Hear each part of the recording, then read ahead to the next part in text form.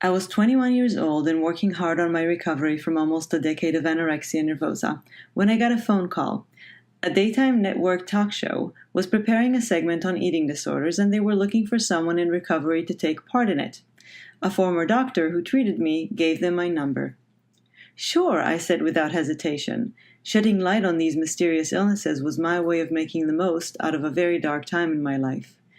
Great, said the voice on the other end of the line. We'll just need to go over a few details then. What was your lowest weight? I'm not comfortable discussing that, I replied. Well, if you want to be on the show, you'll have to talk about your weight, she continued. Oh, and we'll need you to bring some photos of yourself when you were sick, too. I paused. She doesn't understand, I thought. Why should she? This is what I'm here for. I'll explain why what she's asking me to do is so destructive. But see, that would be defeating the purpose of my coming on the show, I said. We want the discussion to go deeper, don't we? And besides, seeing pictures could be a trigger for many people. Well, if you can't provide these things, then you can't be on the show, she cut me off. Should we look for someone else? I had a split second to make a decision. Yes, I guess you should look for someone else. She hung up. I don't know if they found someone else. I don't even know if they ran the segment. But did I do the right thing? I wondered. Did I miss an opportunity to talk about an important subject because I wasn't willing to play the role they wanted me to play? No, I realized. They never wanted my voice. They only wanted my body. I'm Liron Cohen. I'm Karin. And we are changing the conversation about eating disorders.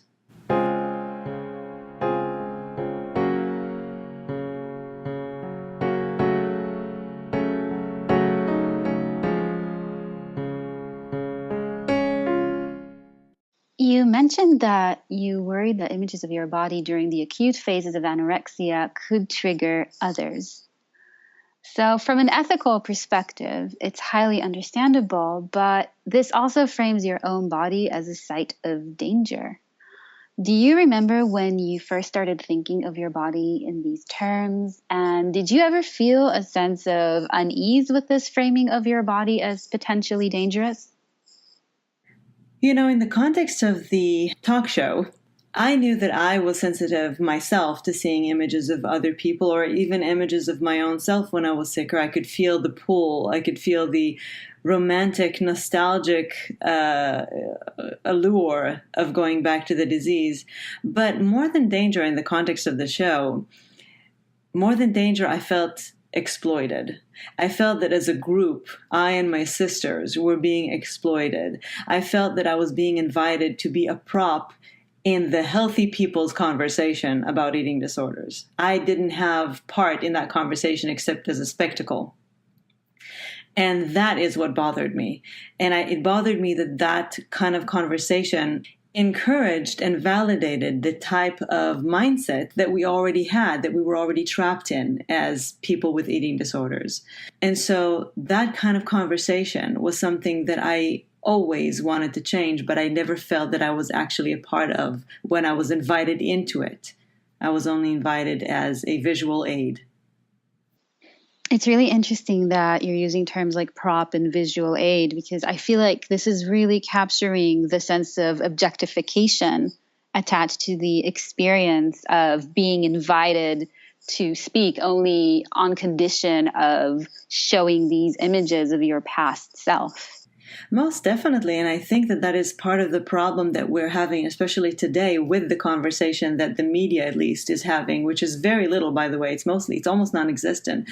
But in the past, at least when I grew up in the 80s and the 90s, there was at least an attempt in the media with movies, with, yes, a little bit of maybe simplistic episodes of TV shows, but there was a little bit of an attempt to go deeper, to find out what exactly is the cause to these illnesses, what is going on with society that all of a sudden these diseases are spreading. Nowadays, I feel that we've kind of come to accept that it's just part of culture. It's almost become synonymous with fashion and celebrity, and it's just being taken for granted that is just part of our lives. So I feel that nowadays the conversation is almost not even there. It's just, it has been accepted as part of society, as part of our culture. And so I think that it is time that we take the conversation into our own hands. So, thinking back to your 21-year-old self, if you had appeared on that talk show, what would you have liked to say about eating disorders? What was the most important issue for you to share with the public back then? I think that it would have been to disabuse them of the notion that eating disorders were mostly about fashion or wanting to be like celebrities. It was about so much more. It went deeper into a person's soul, into a person's psyche, into a person's existence. And it should be treated that way. It should be treated as a serious thing, not as a shallow, again, kind of mostly a visual illness. And I would have said the same thing today, which I think is exactly why we want to do this podcast. Speaking of which, you come from, we've been talking about popular media. You come from academia. How do you find that the conversations in academia revolve around eating disorders, and what would you have liked to change about them? Well, I think that in academia, the main issue that I see is the fragmentation of discourse. Eating disorders are very complex, and they draw attention from so many academic disciplines. But often it feels like the conversations that each of these disciplines is having are siloed. People are not necessarily speaking across disciplines, but rather speaking to one another in a very internal dialogue. And so what I would like to see is more interdisciplinary dialogues. I'd like to see more collaborations and more conversations because I think these are required to really capture the complex nature of eating disorders.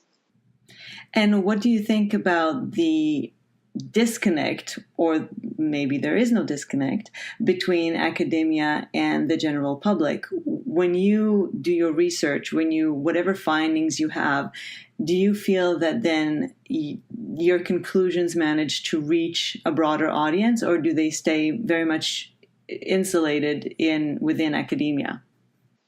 I think that the realm of eating disorders research faces many of the same challenges faced by scientific research more broadly.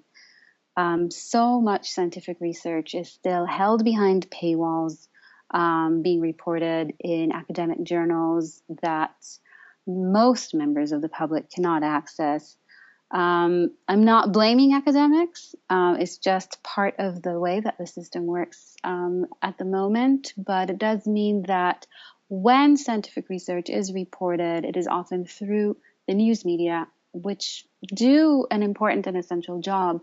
But what often ends up happening is that complex scientific findings are reported in ways that reduce that complexity or that fit that complexity into well-known templates and narratives, probably in order to make sense to the public. But in this way, something gets lost in the conversation.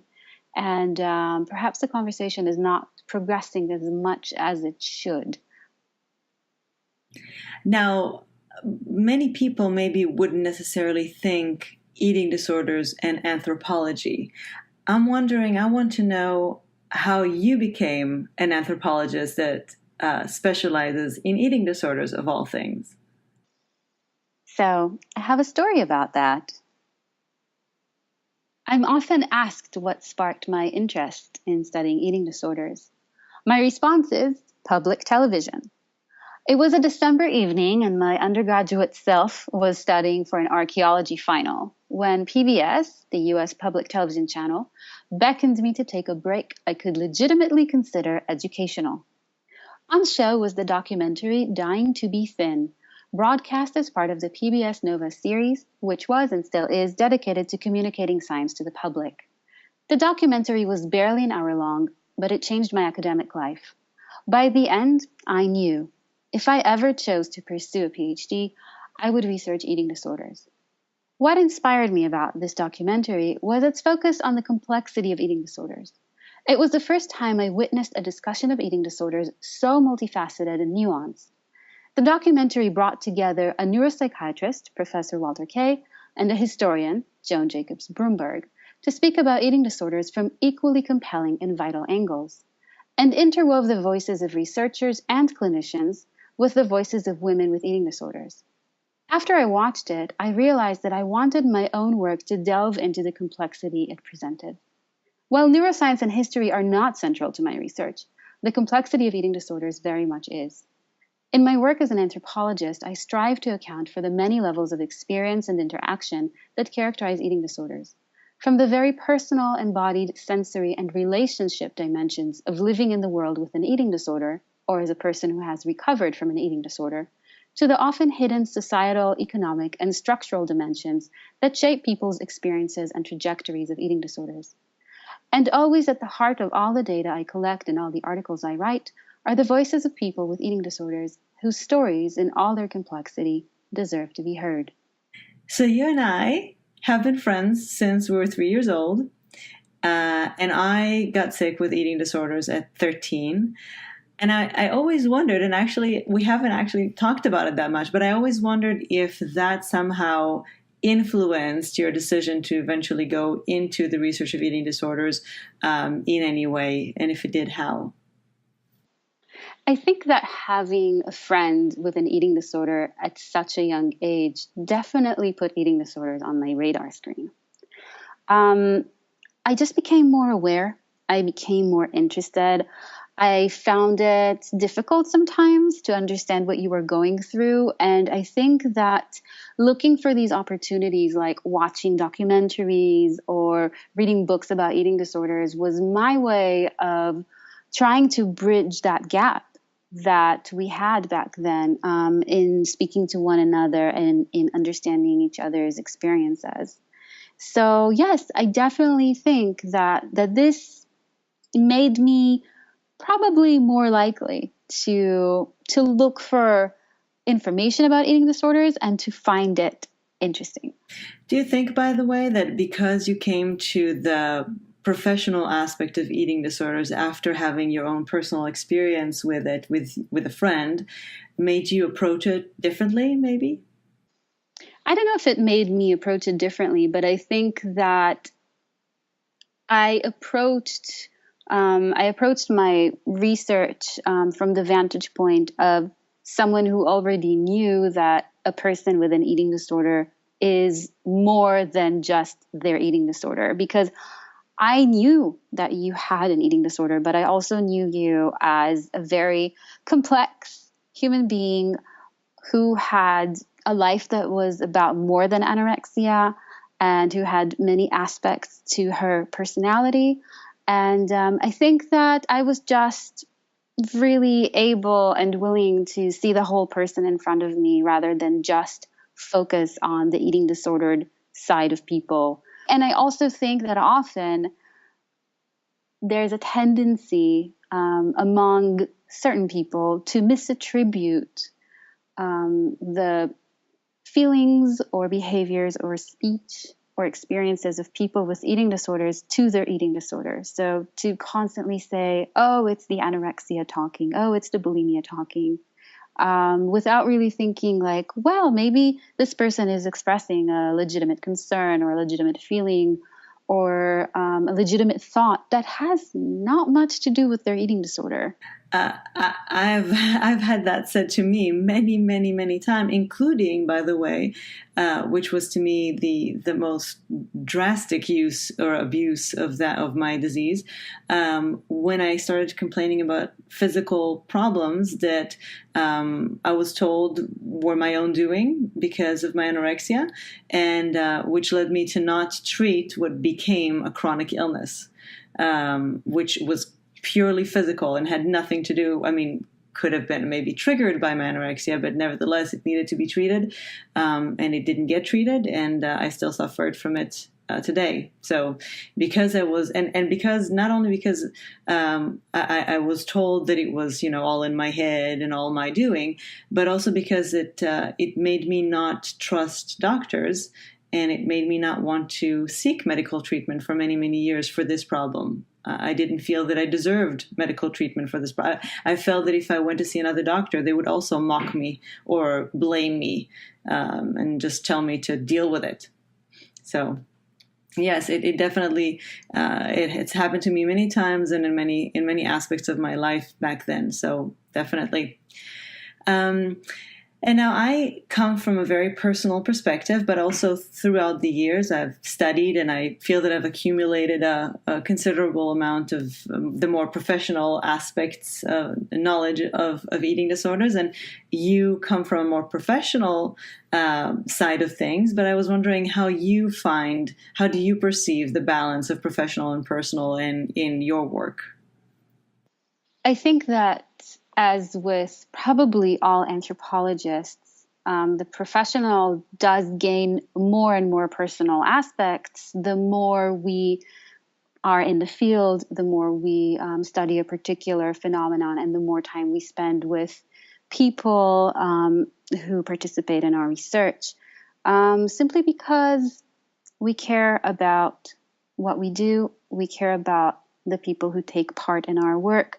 And often, I think anthropological research is attuned, in particular, to injustice, to inequalities, to marginalization.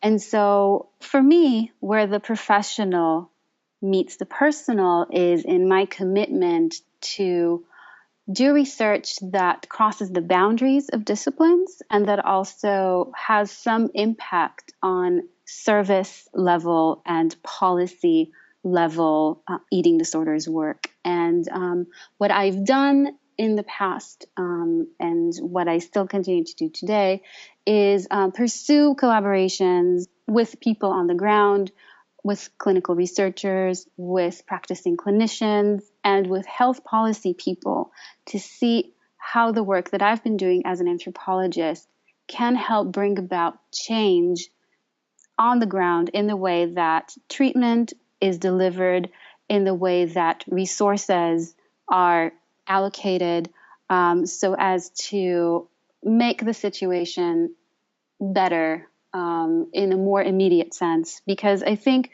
research on its own does have power. It can change lives, but often the timeline is quite long. So from research to publication to this publication actually translating into change on the ground, many years can pass.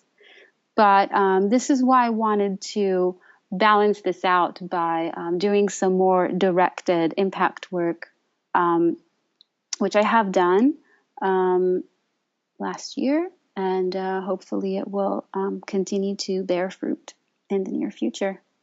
So we've basically been having this conversation for at least a couple of decades, and that conversation has evolved alongside our evolution, our personal evolutions, and the evolution of our friendship, which is these days also part professional. So what we want to do here is take this conversation and share it with everybody, professionals, academics, people who have suffered, people whose loved ones have suffered, people who are just interested, and share this conversation so that we can bring more people into it. We're always happy to get feedback and to drive the conversation, to change the narrative, to add more layers to it, to include more perspectives and aspects of it than have previously been discussed in the general public. And we hope you all join us. This will be a monthly podcast. A new episode will be posted on the first Tuesday of every month, except for this month when we're posting two episodes at once. And so we hope you join us right now for our second episode, where we start to delve into some of these layers and complexities. Thank you for joining us in Changing the Conversation.